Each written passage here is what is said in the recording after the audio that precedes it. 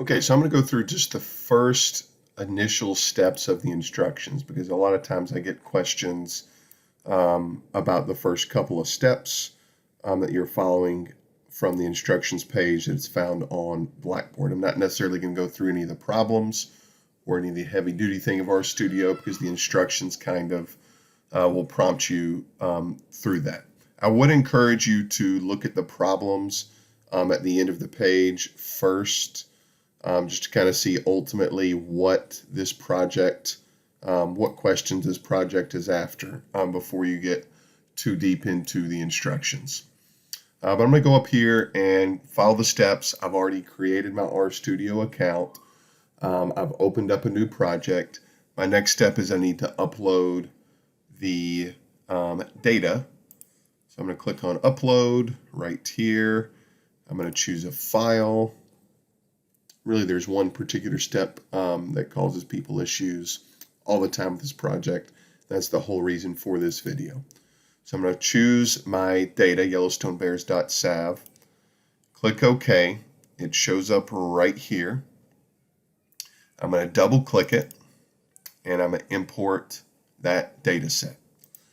And then at this point, I'm going to click yes. At this point, you're just going to have to wait. Sometimes people have to wait like 30 seconds. Sometimes it takes 2 minutes.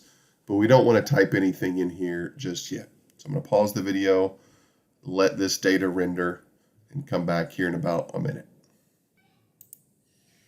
Okay, so as you can see, the data is starting to come through. But again, still this is going to take a minute or two.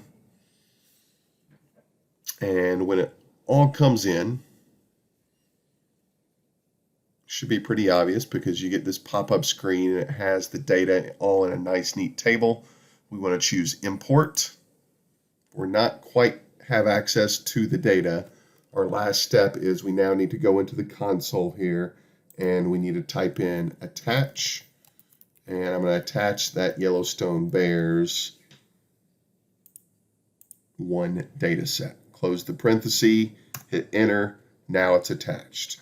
And now we can do all sorts of processes.